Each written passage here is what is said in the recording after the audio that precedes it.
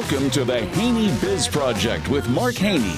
Mark is a serial investorpreneur and the chief dreaming officer of the Haney Biz Companies. He's working tirelessly to ignite the entrepreneurial revolution and share the inspiring stories of the region's most influential leaders. Coming to you from the Marquee Media Studio, here's Mark Haney. You know, I think we all remember the story of the tortoise and the hare, Marcus. The tortoise is the slow guy, right? He is methodical, and he works his way nice and slowly all the way to the end of the race. And then there's the hare, right? The hare runs really, really fast, and then he sort of burns out, and then he quits. And I always think to myself, what if there was a third entrant in that race? What if there was somebody who ran really quickly like the hare, but yet wasn't such a quitter, right?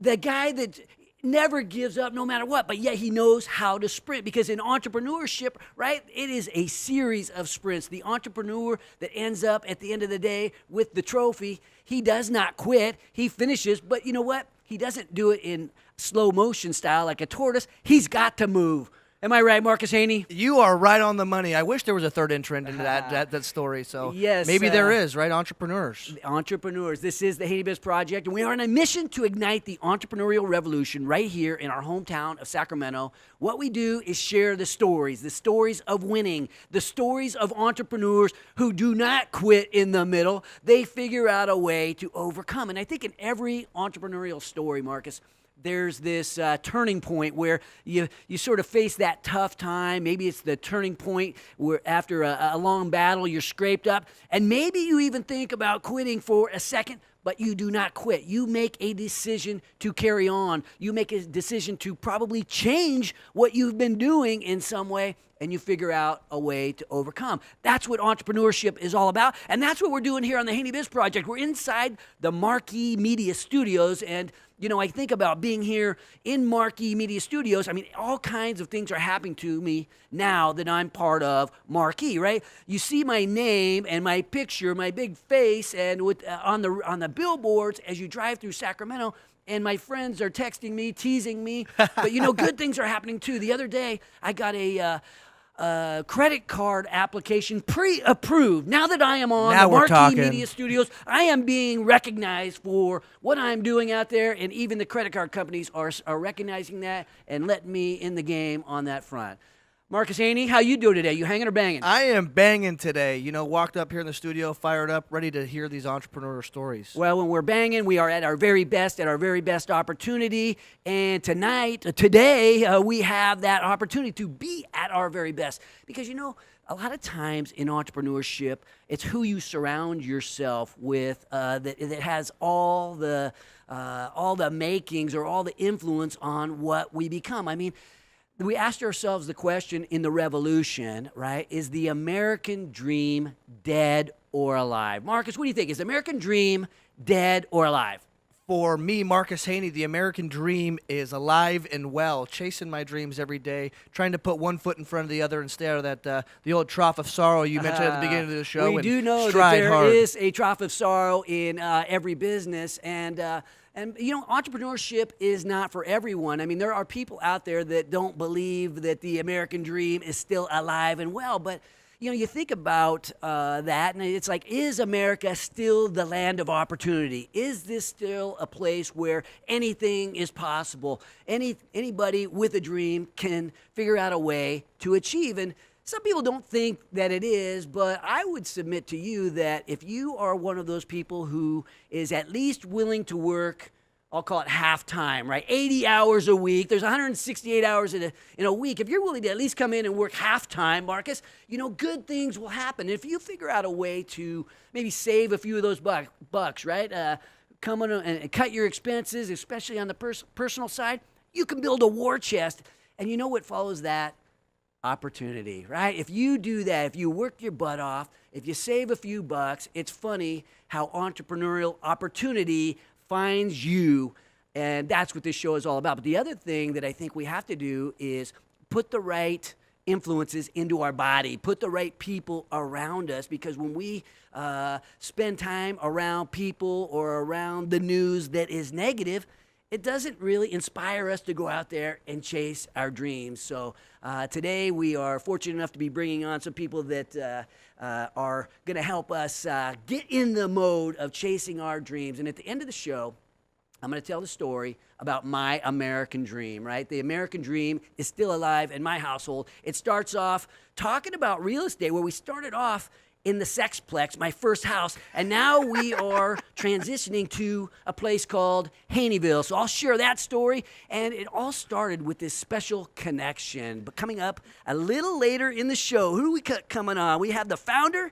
and president of United Wholesale Lending, the home loan guru, Shelby Elias.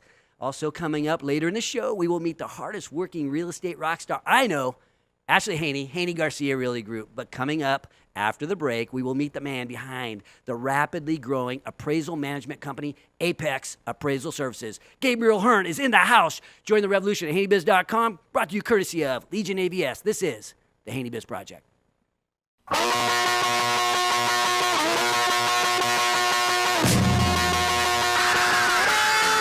Now, back to Marquee Media Studio and the Haney Biz Project with your host, Mark Haney. All right. Welcome back to the Haney Biz Project, brought to you courtesy of Comstocks Magazine and California Backyard. I'm Mark Haney, and today I have the privilege of being joined by Gabriel Hern. He is the man behind Apex Appraisal Services. How you doing, Gabriel? I'm good. Thanks for having me. Well, we want to hear the Gabriel Hern story. What's the best place to start? Tell me the beginning of how you got involved in this appraisal game.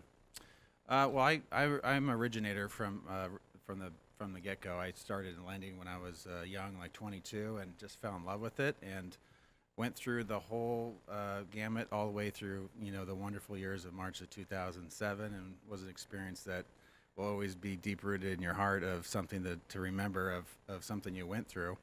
And then I was fortunate enough to meet the owner of Apex. He's in his 60s and didn't want to sell the company, wanted to keep it going, and I was able to take all my entrepreneurship, thanks to Tim Hamilton at Apex, to further take all that mortgage experience and work with loan officers and appraisers on kind of bridging the gap between the communication and customer service for not only the consumer but for loan officers and that whole process, because it can be a difficult one sometimes. Well, yeah, a lot of us kind of wonder who are these people behind the curtains helping us understand what the value of our home is. And so you work with the mortgage guys, right? Is that how it works? Yeah. So essentially, an AMC was put in place by Dodd-Frank after the crisis. Essentially, what they found, there was a large amount of fraud between lenders and consumers, and the manipulation of value. So we really put a hard stop to where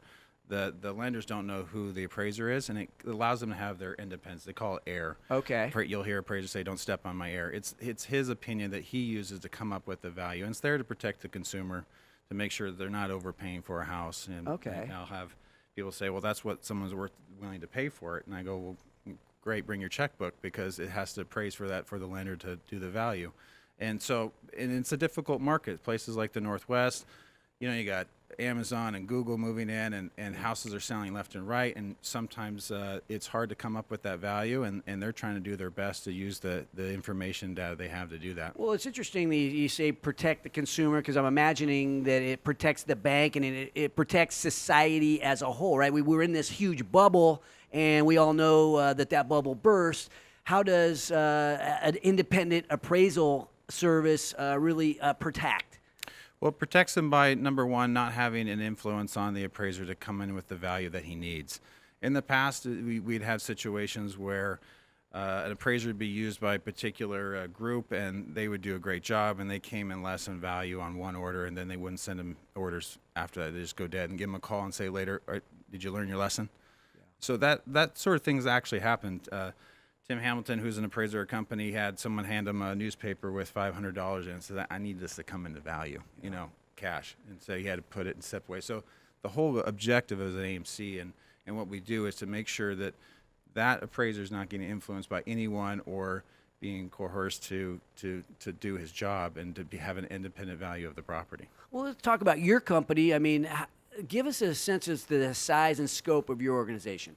Well, we're a national AMC. I think we have like 2 states left. And we work with appraisers across the entire country. So when a lender sends us an order, we make sure that that appraiser is competent, that he doesn't have any bad ticks on his record, is the insurance is up to date, that he knows the area.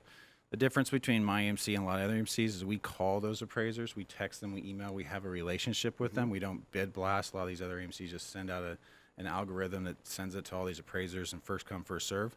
We build a relationship with them. They know the area, when their schedule is, when they go out, and we work with them to make sure that the best communication is provided to the lender. No news is not good news. And so when an appraiser's dog dies or he went out too late, I mean, they're human beings, right?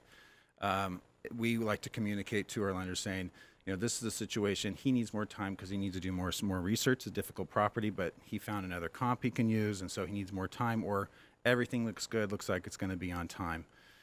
So that's kind of our job as an AMC, to make sure that we're communicating to the loan officer, let him know this is on time, everything looks good, we checked in, or hey, we got a problem, we're working on it, it looks like it's going to be solved. And then a lot of times too, an appraisal will come in short, and the loan officer has to come back and say, well, why didn't he use these comps? And so we have 4 licensed appraisers to have an appraiser talk to appraiser. And so we can either say it is what it is, which I think that saying was originated in the mortgage industry, in my opinion. Or we can say, why, how did you get to this? Explain to me why you bracketed this property this way. Why didn't you use this comp? How did you come up with this evaluation? Because some are conservative, some aren't. Some will listen. Some will say, you know what, I could actually use that comp, not even see that one.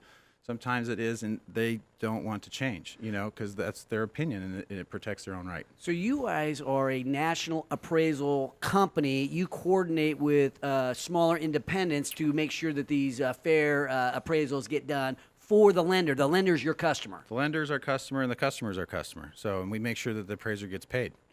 We make sure no matter what that they're compensated for their work. And we make sure that the communication and the quality of the appraisal. So when the appraisal comes in, our company scrubs it. We have about 3 to 4 automated programs that scrub it to make sure that the property address, the tax parcels are correct.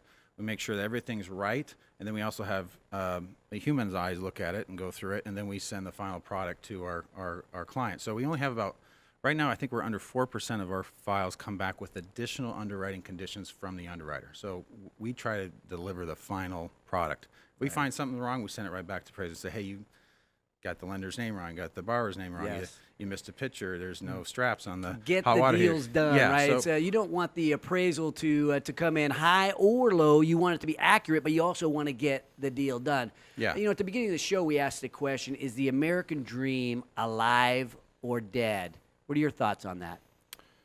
I think the American dream is alive. I think that we're living in a day and age where there's an endless amount of information and resources at our fingertips.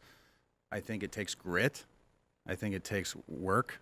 It's not something that just falls in your lap. And I think we kind of have some generations out there just thinks it just kind of happens, but it really just comes down to grit. I mean, you got to just work and put in the hours and be kind of from an entrepreneurial side. And I'm an entrepreneur, and I think anybody that's in real estate or a loan officer, they're entrepreneurial, they're their own boss. yeah. They don't answer anybody but themselves. So it's really about just putting in the time and studying your craft and working hard. Well, talk to us about your entrepreneurial journey after joining with Apex. You put in some hard work, and good things are happening to the company and to you specifically within the organization. Yeah. So, we put a pretty aggressive sales team together to go out and get the name out there. We're really promoting ourselves online. We're going to a lot of expos and events to let people know. Lenders don't know they have an AMC, a bad AMC, until they tried another one, because a lot of times that's all they know. So we always want people to have a better alternatives and let them know how we operate. So that's helped our growth a lot. Just doing a really, really good job in customer service level, and we try to resolve issues within 24 hours. Even if we don't have an answer, I have a whole escalations team, where some other AMCs you call and you don't even get a phone call back for 4 days. That doesn't work for someone that has to close in 3 days. Yeah. So those are the things that we try to do and we've expanded. We've increased our growth by 36% last year and double the previous year. So we're growing quickly. You guys are going quickly in a market that's doing well. How would you characterize the local real estate market here in Sacramento? Well, I think local Sacramento is great. I mean, we have a lot of people that are leaving the Bay Area to move up here that don't want to live there anymore or pay the high prices. Roseville, Sacramento, Citrus, this area is great. I mean, we have the new stadium. We have guys like you that are promoting entrepreneurship. We have a lot of people, the entrepreneurs leaving the Bay that want to be able to run their company, and if they make $180,000 a year, they can actually buy a house and live. You know, so I think that's a big part of the success here in the local area. I think across the country we're seeing some huge growth, and you know, rates have crept up a little bit, but I think people have a lot more confidence in the economy right now. You know, but How do you know if we're in a bubble or approaching some kind of bubble status? How does a guy tell that? you know, I personally don't believe we're in a real estate bubble, just because, you know, from my prior background in lending, I saw you could get 100% financing on a house if you had a pulse. No doc, 180%, 580 credit score. I mean, it's just ridiculous. And they're selling on the secondary market. And then those guys were lying about those loans when they sold it to someone else. So, you know, that's not happening anymore. So I think we have a more sustainable growth in the real estate side. But, you know, it's expensive down in certain areas. It's hard to buy a home. But you see a lot of these other spots growing on kind of the outer skirts of the larger suburb areas. You think about the American dream. We're talking about is it alive or dead? And so often for any of us, our home is our biggest asset, right? It's our biggest. It's one of our biggest investments, and it just makes you think. The pride of ownership is such a big part of the fabric of America. Is it still that way today within the younger generation? And even after the housing crisis, are people really that concerned about owning a home? Yes and no. I mean, I think that there's a group out there that wants to have a home ownership because it's theirs and they own it. But I think too, a little bit of a culture change. You know, people are a little less prone to get married and have kids quicker because they want to work harder and live longer in that type of living environment. You know, so I think yes and no. I think for a certain segment of people, it is very important, and to be able to have that space that they own and command and can pay off, and hopefully have as a retirement. You know, you think about every win story, not only do they have that turning point that we've talked about, but typically there's somebody, I'd say every story that I've been around, there's been somebody who gets the big win, but there's always somebody by their side along the way who sticks with them through those tough times and is also there to celebrate at the end of the victory. Who's that person for Gabriel Hern? I have to say that's my wife. Yeah, she's a hard worker. She started with Nighthawk Radiology and was just an incredible closer, and she just impressed me, and that's one of the reasons I fell in love with her. And you know, we recently, about 2.5 years ago, adopted 5 kids, all brothers and sisters, and to see her make that shift and go from a professional career to do that and then still be supporting me. And it always drove me nuts because she always made more than me and kicked my butt, you know. So we always had that competitive edge. It was always like a couple $1,000s, you know. So, but she's always been someone I can lean into, you know, when things are up and down, you know. And thanks to her, I've got my own personal fan club when I come home. So now that you're up, so to speak, what would you tell your wife now? I love her very much and thankful for her support and making me a happy man, the man I am today. Well, we thank you for coming on the show today. We appreciate our alliance with you, Gabriel, and sharing your story and really what you're doing for the Sacramento area, right? You have this national company in Apex based out of here and providing jobs and all kinds of opportunity around the country, but all based out of our hometown here in Sacramento. So thanks again, Gabriel, for coming on the show. Me. Appreciate it. Coming up after the break, we will meet the founder and president of United Wholesale Lending. Mr. Shelby Elias is in the house. Join the revolution at HaneyBiz.com, courtesy of Audi Rockland and DCA Capital. This is the Haney Biz Project.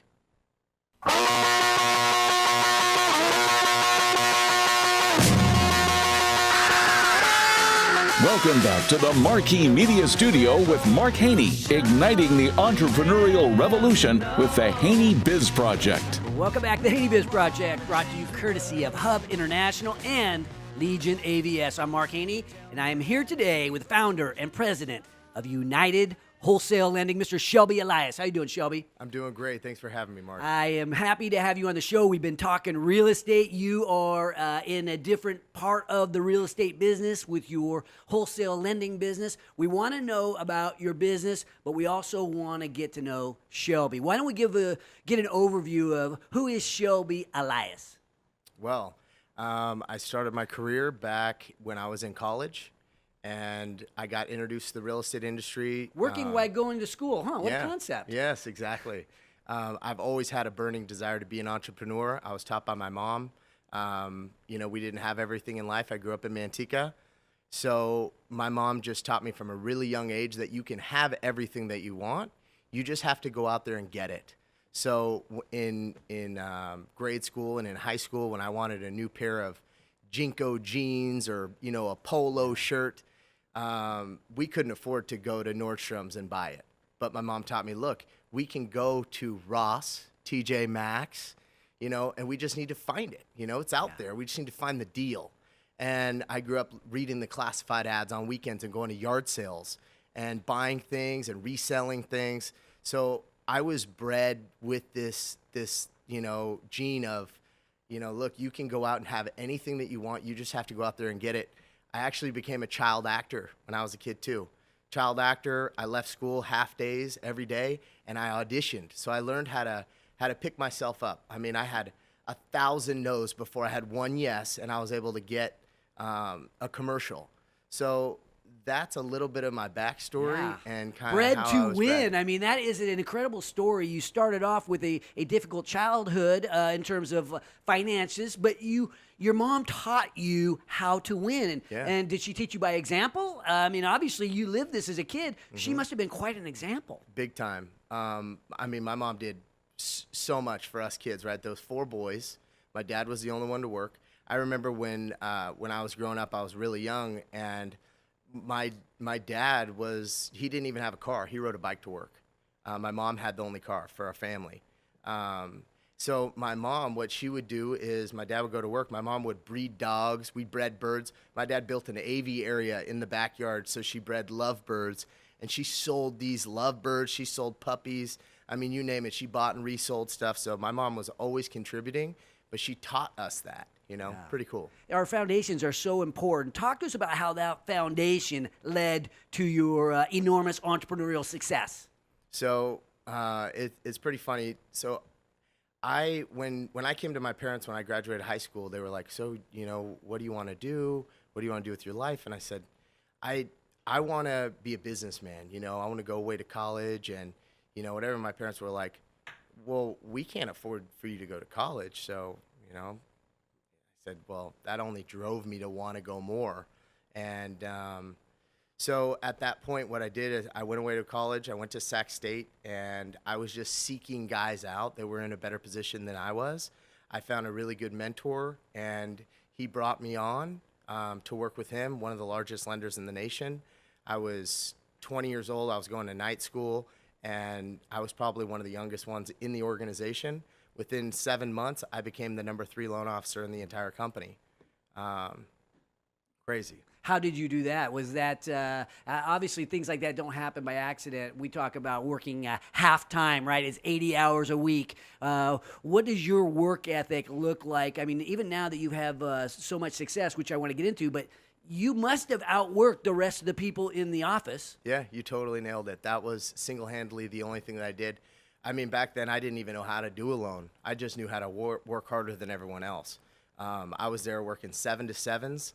I was asleep in my car waiting for the security officer to open up the door so I can go in and I could be the first one to take inbound calls.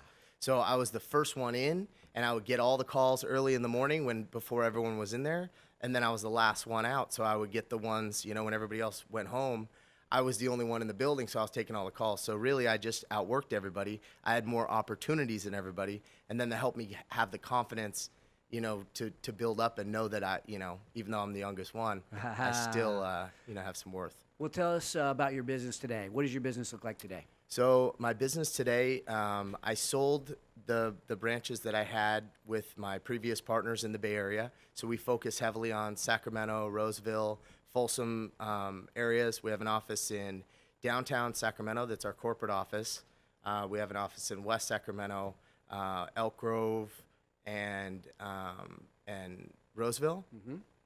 We have about 80 loan officers, about 20 support staff, which is really the backbone of our entire business. What I try to do is breed entrepreneurship through my loan officers. I teach them how to run their own business. They're all independent contractors. So I really just try to bring them on and mold them, show them what I'm doing in order to build up my own personal production. And I share those ideas with other loan officers that work for me. And together, we're a lot stronger. I know some of your loan officers being in the real estate business and my daughter being so integrated into the community. How would you describe your loan officers? Well, it really just starts from, within and their heart. I look for good people, because of all, we're taking care of our clients. And if we really care about them, then everything else will fall into place. Our whole business is based off of helping our referral partners and other real estate agents achieve success through their business. And in turn, by us helping them succeed, we're going to succeed. So when I look at my loan officers, I want to look and see solid individuals that really, truly care about people, that care about their clients, and that care about their business. What are the home buyers or the borrowers most concerned about right now? I have to imagine the interest rate fluctuations being on everybody's mind, but what are the biggest concerns that they end up with? So there's a lot of fear that they're going to miss out because the market is moving up so fast. So the affordability is slowly getting out of touch. Before it was, a few years ago, you knew for a fact that buying a home was the best decision you could possibly make because it was a lot cheaper to buy than to rent.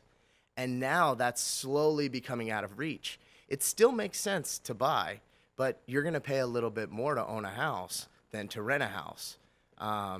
But that's probably what the main thing is that they're scared that they're going to miss the boat.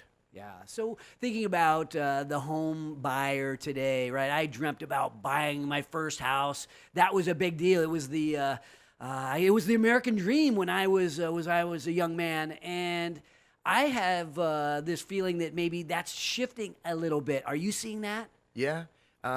It is shifting a little bit because interest rates have gone up. Okay. And so for a lot of people, it is becoming out of reach. Okay. And you got guys like Grant Cardone that are out there preaching, don't buy a house, don't buy. But for me personally, I think that it is the American dream to own a house. Especially if you have a family, you want them to grow up, knowing that this is your safe zone. This is your family zone. So I would definitely encourage people to buy a house. It's single-handedly made the most millionaires for any other profession. And, it's a great avenue. What's the American dream look like for you, Shelby?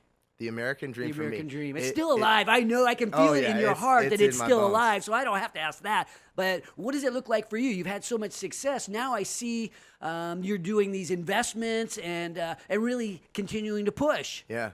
So for me, it's more about freedom. I'm searching for freedom. I want to be able to spend a lot of time with my family, focus on my relationship with my kids, and I'm super passionate about real estate. So I love every aspect of it, but it's more so finding the things that really light my fire and just pushing those limits. So it's more about finding incredible investment opportunities within real estate, coaching other individuals to open up different types of businesses within the real estate channel, just encouraging others to push their limits. Well, one of the things that you and I have been talking about, I've been trying to talk you into coming into the Entrepreneurs Organization of Sacramento, right? I am involved in that. I'm the incoming president, or I become president in a few months. But what's it going to take to get you to join EO? Because you would fit right in with us. What's it going to take? Well, I just went to an amazing event with you guys last week, I believe, and it was a guy that totally pushes his limits, the Iron Cowboy. Yes. He ran 50 Ironmans in 50 days. Phenomenal.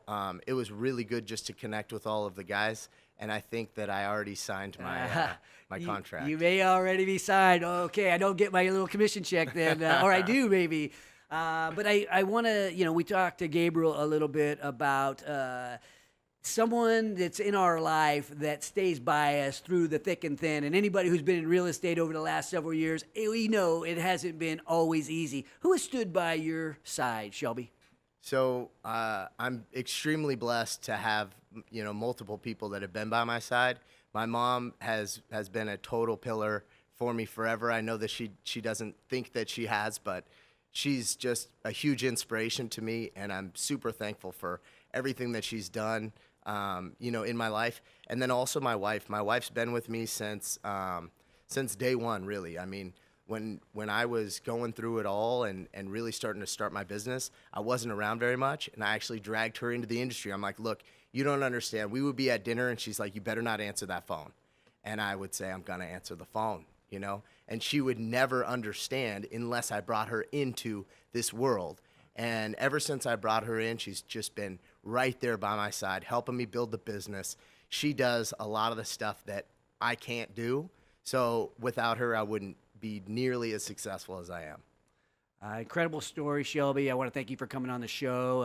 It's obvious the way you feel, the deep feelings that you have for the people who have stood by you. And I'd like to think I'm that type of person too, where, nobody in entrepreneurship builds the dream alone. You need to have those people by your side if you're going to end up winning and happy and really turning your dream into a reality. So thank you very much. And thanks for joining EO too. I really appreciate it. We got you signed up. When we return, I will be joined by the real estate expert and the rock star, Ashley Haney, the managing broker and my business partner at Haney, Garcia Realty Group. Join the revolution at haneybiz.com. Brought to you by the Entrepreneurs Organization of Sacramento and law firm Greenberg Traurig. This is the Haney Biz Project.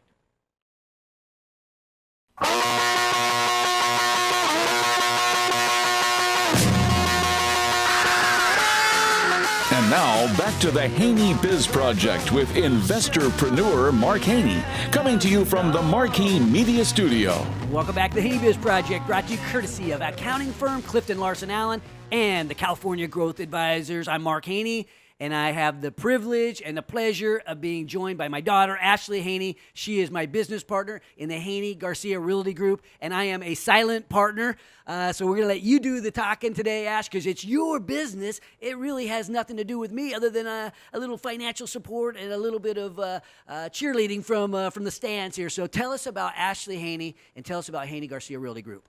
Well, I think as you guys all know, Haney Garcia Realty Group, we're a boutique real estate company. We specialize in Sacramento and surrounding areas, 3 local offices, and we are creating entrepreneurs by finding our realtors who are our rock star partners, helping them to open their own branches and creating a legacy for themselves. Well, this sounds a little bit like a commercial for Haney Garcia Realty Group. Let's get the inside scoop, Let's get the dirt, Ash. Who is Ashley Haney, and how did you get into this gig?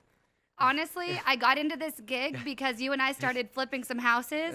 I had my college degree, and I thought, how the heck did I just pay somebody $500,000 when I negotiated all the contracts? So decided to get my broker's license. Let me get my piece of the action. Come on. So we got in there. We started Haney Garcia Realty Group almost 5 years ago. It has been a roller coaster. I think those entrepreneurs who know when you're starting a new business, you go into it thinking, yeah, we're going to be successful right off the gate. Well, there's trials and tribulations, and those just make you stronger in the end. Well, let's talk about the journey. You guys now have 3 offices. You have business partners in the different offices. What does Haney Garcia Realty Group look like today? So we've got our 3 offices, almost 70 agents amongst the 3 offices. Wow. I have 4 business partners, Bob Valletta, Kelly Pressler, Cassandra Niklevsky, and Erica Kastner. So we're looking to expand down the road. We don't want to open too many brick and mortars, but we want to have a nice office for our agents to work in. Definitely looking for future rock stars, though, to open a next office. Well, you think about the entrepreneurial spirit, right? And it's alive and well inside the real estate community because the agents are entrepreneurs in and of themselves. What do you look for in an agent, Ash? I want somebody who is really passionate about real estate. I know there's some real estate companies who will take an agent on because they have a license. We're about culture at our office. So if I don't want to have you over for dinner, no offense, I probably don't want you on my team because even though you're an independent contractor, I got to work with like-minded people, and you're only going to be as successful as those you surround yourself with. Well, I can imagine that every client's needs, right? The home buyers and the home sellers, they're all different. They come in all shapes and sizes. What are the keys to becoming, you do transactions yourself, but you're also coaching these entrepreneurs, these realtors, on how to be the best agent possible, and they're growing. What things do we need to do as realtors in order to be at our very best? Well, obviously, I think as Gabriel and Shelby said, you got to be the hardest worker in the room. But I think what a lot of realtors don't do is they don't treat their real estate business like a business, and they kind of fly by the seat of their pants. So no business plan, no organization of their finances, and they're just closing one deal at a time and being more transactional. You have to be able to work on your business, not just in your business, and then that's going to be the key to your success. Well, you have agents, and you specialize a lot on high-end properties, Ash, and I know you do a lot of real estate on the investment side. You help investors. But can you walk us through what a success story looks like, let's say, for somebody maybe buying their first home? Yeah, I'm actually working with lots of people buying their first home, and that's probably one of the most rewarding things is somebody being able to own their home when they didn't think that they could. So partnering with people like Shelby and United Wholesale Lending, get them over, and they're thinking, oh, wow, my mortgage is going to be just about the same as what my rent's going to be. It is easier to qualify than they can, and I can go help them own part of the American dream. So nothing more rewarding than that. And then when they walk, I'm imagining I remember buying my first house. You remember buying your first house. What's that emotion? You get that first house. I mean, I think anybody who's bought a house knows that feeling. What goes through their mind when you hand them the keys? Honestly, it's a sense of relief, pride, sadness, happiness. It's a full emotional roller coaster. It's overwhelming to buy your first home, so taking that time to walk your clients through each and every part of the process is for sure the key, because it's stressful. Yeah. Well, and we know that the investor community we did a lot of house flipping. What's the market like right now if I'm an investor thinking I want to go flip houses or I want to begin to invest in real estate? So on the current metro list, you might not find a bunch of opportunities, but there are a ton of opportunities. What I'm finding now is I'm working with a lot of people who own Bay Area properties. They're selling their $4 million Bay Area teardown and buying 10 properties here in the Sacramento area and having an awesome ROI with immediate equity. So it's fun to watch. Oh, okay, so you're seeing money from the Bay Area come in here, and you're seeing it in the form of investment. So you can use like a 1031 exchange. Right. You do that kind of stuff? Yeah, definitely do a 1031 exchange. Also seeing Bay Area people relocating for their own home. A lot of the times the Bay Area people, they only have to go into the office once a week. They can work virtually. So a lot of relocating and a lot of people selling their investments and buying multiple investments here in Sacramento. Well, we talk about people being by your side, right? And in your journey, and Ash, you've had this incredible journey where you have a lot of wins and you've battled just like any entrepreneur. Talk to us about who stays by your side through your journey. Honestly, I think it sounds a little cliche, but you, Mom, and Marcus, the Fab Four, we always stick by each other's side, and somehow, even when we go through the toughest of times, it always makes us stronger in the end. So I wouldn't be able to do it without your guidance, without Mom's love, and without Marcus's support.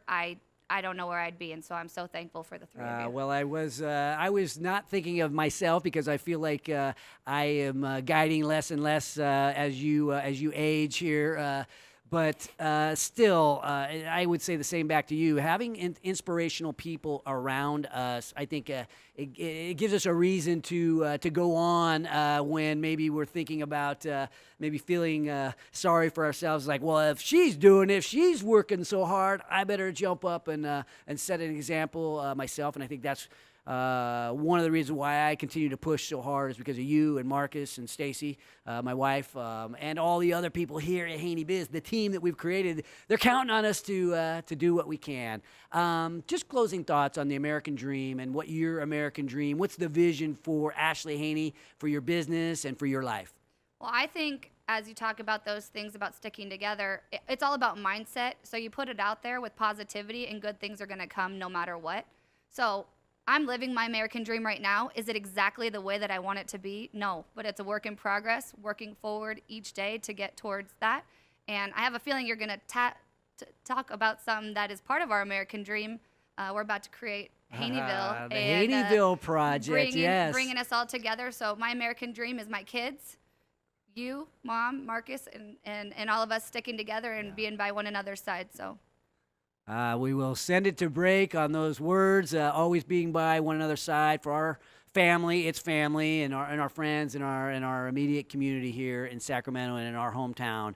When we return, we'll share our takeaways. I'll be back with Marcus Haney. We're going to have some closing thoughts. You'll hear the story of my American dream that started with the Sexplex and ended with, well, it's still alive here, but it has to do with real estate and a town within a town we call Haneyville. Join the revolution at HaneyBiz.com, courtesy of Ethan Conrad Properties and the financial advisors, Stifel Financial. This is the Haney Biz Project.